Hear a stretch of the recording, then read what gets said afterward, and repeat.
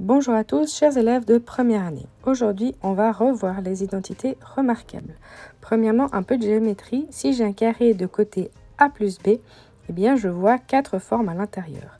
A au carré, B au carré et 2 fois le rectangle de R A fois B. Dans le rôle du A, eh bien, je vais prendre X et dans le rôle du B, je vais prendre 2. Donc à la place de A carré, j'ai X carré. À la place de 2AB, j'ai 2 fois X fois 2, donc 4X. Et à la place de B au carré, j'ai donc 2 au carré 4. La deuxième identité remarquable ressemble énormément, il y a juste un petit signe moins qui va changer.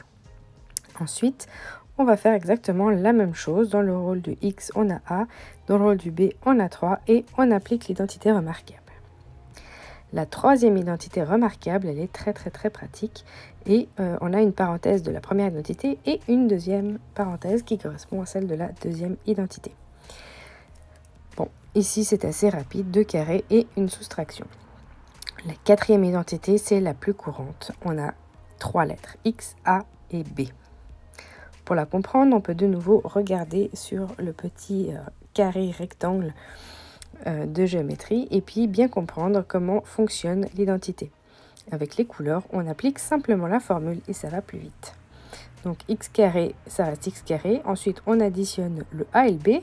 2 moins 3, ça fait moins 1. Et puis ensuite, on multiplie le A et B, donc ça fait moins 6. Place aux exercices. On va faire l'exercice 4.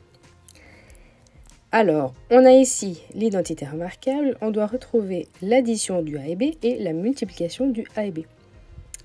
Je vous aide avec une croix. Ici, le nuage, c'est la multiplication et le cœur, c'est l'addition. Qu'est-ce qui multiplie et donne 6 et additionner donne 5? Eh bien, 2 et 3. Donc, dans l'identité remarquable, on va avoir X plus 2 fois X plus 3.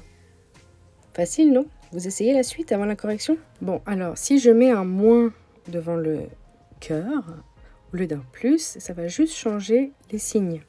Puisque le produit reste positif, eh bien, c'est juste qu'on a les deux mêmes nombres mais avec des moins. Pour la suite, on prend une autre croix. Donc, la multiplication donne 6 et l'addition donne 7. Oh ben, facile, hein, 6 c'est 1. Si maintenant, de nouveau, on va remettre un moins devant le terme cœur, eh bien, c'est simplement qu'on a 2 signes moins au AB. Facile, non? Donc ici, eh bien, on a de nouveau le même schéma. Place au suivant. Attention, ici, on a des Y. Donc, la multiplication donne 2 et l'addition donne 3. Et puis, jouer avec les signes puisque ça ressemble beaucoup au F. Un autre exemple, cette fois-ci, la multiplication donne moins, ça veut dire que les deux A et B n'auront pas le même signe. Un aura le plus et l'autre aura le moins. Qui sera le plus grand? Comme le produit est donc négatif, on a forcément les deux, mais comme l'addition est positive, c'est le plus grand des deux qui est positif. Et quand on inverse les signes, qu'est-ce que ça donne?